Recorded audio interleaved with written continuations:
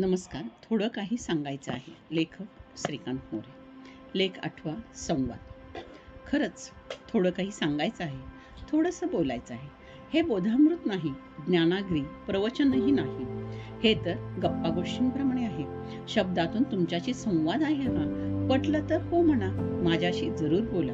कारण तुम्ही बराच वेळा बोलत नाही आणि असंच राहून जातं. बोला बोला बोला म्हणजे काय? सहज मनातलं बाहेर येतं.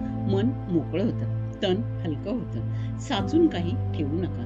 बोलण्यानं काम होतं, प्रश्नाचं उत्तर मिळतं, हवं ते साध्य होतं. पण आपण to be or not to be प्रमाणे अधिक दुःख ओढावून घेतो. म्हणूनच म्हणतो बोला. बघा पटतंय का? बोलायचं तर थोडं बोला. हळूहळू संबंध जोडा, संवेदना निर्माण करा, स्नेह वाढवा. पण न बोलता काहीच होणार नाही, बरं का? बोला, हवं ते मिळेल. फिरायला गेला बोला, चहाला गेला बोलवा, खेळायला बोलवा, पावसाळ्यात पाण्याच्या गावाकडच्या गप्पा गोष्टी करा. आपोआप मूळ प्रश्नाकडे आपण जातो. पण न बोलता काहीच होत नाही. निर्वात पोकळी ध्वनी कसा उत्पन्न होणार? आपण बोललो की समोरून उत्तर येते किंवा येतही नाही. येणार, पण प्रयत्न केलाच पाहिजे. अनेक प्रसंग जीवनात असतात. कौटुंबिक, विवाह संस्था, खरेदी विक्री, शेजार धर्म, कर्ज, मदत, अपेक्षा. काय म्हणून दैनंदिन जीवनात नाही असं नाही. सर्वत्र संवाद लागतो. तेच तर मी म्हणतो, संवाद कोणाशी तरी सुरू करावाच लागतो. प्रेमात तर लागतो. ओळ तरी गुणगुणावीच लागते. कॉफीला बोलवावंच लागतं. अनेक छोटे मोठे प्रसंग. मी समर्थ असलो तरी आपण त्यांना, इतरांना समाधान द्यायला, मदत करायला काय हरकत आहे? अहो, मैत्रीच करायची ना. आनंदच आहे. मैत्रीचे सुख बोलण्यात आहे. रिमझिम पाऊस पडतोय, बोलवा की भिजायला. पण आपण उगीचच संकोचतो आणि या संकोचात जीवन अजून संकोचतं. अरुंद वाटा मोठ्या करा, मन मोठं करा. लहान घर मनाने, हृदयानं मोठं करा. बोलण्यानं होत आहे, आधी बोललंच पाहिजे. कुणीतरी माघार घ्यावी लागते, तरच संसार करावा नेटका हे साध्य होऊ शकतं. मानव प्राणी मुळातच अनेक वृत्ती, प्रवृत्ती, सहज प्रवृत्तीनं भरलेला असतो. साधी गोष्ट आहे. गर्दीत धक्का लागला, ओला कारी किंवा ठोशाला ठोसा ही मानवी प्रवृत्ती. स्वभाव सर्वत्र पाहतो, अनुभवतो. पण काही वेळेस 10 पैकी एखादा धक्का लागू नये, क्षमा करून असं म्हणणाराही आपल्याला भेटतो. माझं काम असलं की मी खूप शांत, संयमी, सबुरीने वागतो. दुसऱ्याचं काम आपल्याकडे असलं की जरा गर्वात स्वतःमध्ये वेगळेपणा असो. अनेक लहान लहान गोष्टीतून स्वभावाची मालिका तयार होते. राग, मग तो लहान असो की मोठा, सारखाच असतो. सर्वच व्यक्ती, स्त्री पुरुष, मी वर म्हटल्याप्रमाणे व्यक्ती तितक्या प्रवृत्ती या न्यायानं वागतात. अशा समाजात सामंजस्य राखणं, असणं किती अवघड असतं. तरीही आपली संस्कृती ही आपणाला शिकवतेच. कशी मात करावी अनिष्ट प्रवृत्तीवर, सहजपणे शांत संयमी कसं वागावं, जशास तसे उत्तर न देता कसे वळण द्यावे विचारांना. मला तुमच्याशी काही बोलायचे हेच की समाजात, घरात, कुठेही विश्वात वावरताना आपण वैश्विक मूल्ये जपली पाहिजेत. उदाहरणार्थ, स्वामी विवेकानंद यांनी शिकागो धर्म परिषद, बंधूंनो आणि भगिनींनो हे वाक्य उच्चारलं ते वैश्विक मूल्य. प्रेम, अहिंसा ही तत्व महात्मा गांधींनी आफ्रिकेत वापरली.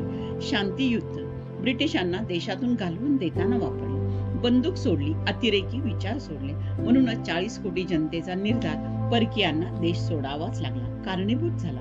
या गोष्टी, हा इतिहास आपण विसरून कसं बरं चालणार? तीच परंपरा, संस्कृती, तीच संस्कृती, संत संस्कृती. येथे ना कोणी लहान ना मोठा, सारे एका मातीतून आलेले, एकत्र जाणार. मग आपापसात जात, पंथ, धर्म, रंग वैर कसले करता? अरे, एका रंगाचे रक्त अंगात, जगभर सर्वत्र विश्वात सारखाच रंग असतो. प्रेम शांतीसारखे, अहिंसेसारखे आचार विचार का नाहीत? मदत करावी शेजाऱ्याला, मदत करावी ज्यांना, जे नाही ते देऊ. रोजच्या जीवनात या अत्यंत छोट्या गोष्टी आपण पाळल्या नव्हे तर अंगीकारल्या तर समाजाचं खरंच खूप बरं होईल. मी नेहमीच म्हणतो, आईचा धर्म पाळा. आईच्या प्रेमात राजकारण नसते. बाळाला दूध देताना हातचं राखून नसतं. आईच्या प्रेमात राजकारण नसते. बाळाला दूध देताना हातचं राखून नसते. तसंच आपल्या समाजात असलं पाहिजे. प्रायश्चित्त म्हणजे कृती, पश्चातापाची पुढची पायरी. पश्चाताप केवळ विचार, प्रायश्चित्त कृती, निर्धार, पक्का विचार. मी हेच चूक केले, प्रामाणिकपणे स्वतःशी कबूल करणे. पण पक्का विचार करून पुन्हा हे करणार नाही. माझ्यामुळे जे नुकसान झाले त्याची भरपाई करण्याचा प्रयत्न करणार. प्रायश्चित्त हे तर नव्हे. मला वाटते आपण आपली चूक नेहमी कबूल करतो, पण चुकांची पुनरावृत्ती काही वेळा समजूनही करतो. कळते परी न वळते. प्रायश्चित्तात मात्र चुकांची पुनरावृत्ती नसते. चुका पुन्हा होणार नाहीत याकडे आपण काही मनात पक्के ठरवतो. प्रसंग, राग, लोभ, मद, मोह, मत्सर याचा असतो. वारंवार हे प्रसंग येतात. आपण त्यावर विजय मिळवण्याचा प्रयत्न करणं म्हणजेच प्रायश्चित्त करणं होय. एकदा का हे शक्य झालं तर मित्रांनो, आपण इंद्रियांवर ताबा मिळवला की मनावरही ताबा मिळतोच. हे सारं शक्य आहे. धर्म, संत, विचार, सत्संग यांनी आपल्याला हे शिकवलं आहे. आपण जर चुकांची पुनरावृत्ती नाही केली तर जीवनात एक आत्मिक समाधान मिळते. आपल्याला जे समाधान मिळते त्यातून कुटुंबाला ते देता येते, कुटुंबातून समाजात जाते. अशा पद्धतीनं केवळ चुकांची पुनरावृत्ती टाळणे म्हणजेच प्रायश्चित्त रूपाने सत्संग अंगीकारणे असे म्हटले तर वावगे होऊ नये. मित्रांनो, आध्यात्मिक वगैरे हे काही नाही. आपण दैनंदिन जीवनात रोजच हे करतो, पाळतो, ठरवतो नव्हे, मनातल्या मनात उजळणी करतो. दोन व्यक्तींमध्ये एकमेकांबद्दल आदरभाव निर्माण व्हायचा असेल तर प्रेम, दया, शांती ही वैश्विक मूल्ये फारच महत्वाची आहेत. ही अत्यंत साधी आहेत. आपण काहींच्या बाबतीत पाळतो, पण काहींच्या बाबतीत ते पाळत नाही. विभागणी करतो, आपण भेदभाव करतो. तेवढा टाळता आला तर जीवनात आपल्याला खूप आनंद मिळतो. रोजचा दिवस नवी आशा, नवे विचार, नवे संदेश घेऊन येतो. उलट हिंसा, तिरस्कार, द्वेष याने मात्र जीवन जगणे असह्य होते. जीवनाला बेरंग प्राप्त होतो. म्हणून मित्रांनो, आपण ठरवायचं आहे आनंद की असमाधान. जे आपल्या हाती आहे. माझ्या काही कवितांमधून हे जीवनाचं सूत्र मी मांडण्याचा प्रयत्न केलेला आहे. मानवी जीवन समूहाचे शास्त्र आहे. मानव एकटा कधीच राहत नाही. एकत्र किंवा सहजीवन हा त्याचा गुणधर्म आहे.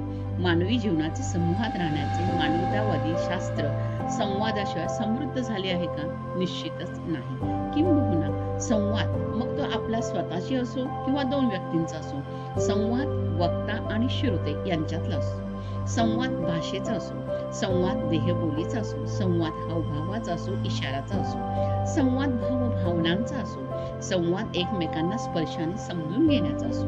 संवाद हा माणसे वाचण्यासाठी, माणसांना समजून घेण्यासाठी आवश्यक आहे. संवादांशिवाय मानवी समूह एकत्र राहू शकत नाही.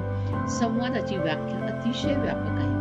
म्हणून मी म्हणतो, आपल्याला मानवी जीवनात यशस्वी माणूस व्हायचे असेल तर संवादाचे आत्मज्ञान विकसित करता आले पाहिजे. संवादाचे कौशल्य ज्याच्याकडे आहे, पण हे लिखाणातून का असेना, तो माणूस या पृथ्वी तलावर जगण्याचा मनमुराद आनंद घेऊ शकतो. नव्हे, संवादामुळेच जगणं पुढे जात असतं. संवाद मानवी जीवनाला समृद्ध करतो. मानवी जीवनाचे असंख्य पैलू संवाद कौशल्यामुळे प्रकट होतात. आपण साधू, संत, प्रबोधनकार, कीर्तनकार, श्रेष्ठ साहित्यिक यांच्या संवादामुळे, शब्द सामर्थ्यामुळे प्रभावित होतो. म्हणूनच मला वाटते, संवाद माझा माझ्याशी, संवाद समाजाशी, संवाद आत्म्याशी आपली नाळ जोडतो. संवाद माझा माझ्याशी, संवाद समाजाशी, संवाद आत्म्याशी आपली नाळ जोडतो. संवाद मानवी जीवनाचा पाया आहे असे म्हटले तर वावगे ठरू नये. धन्यवाद. आपला परिवार, मनोरमा परिवार.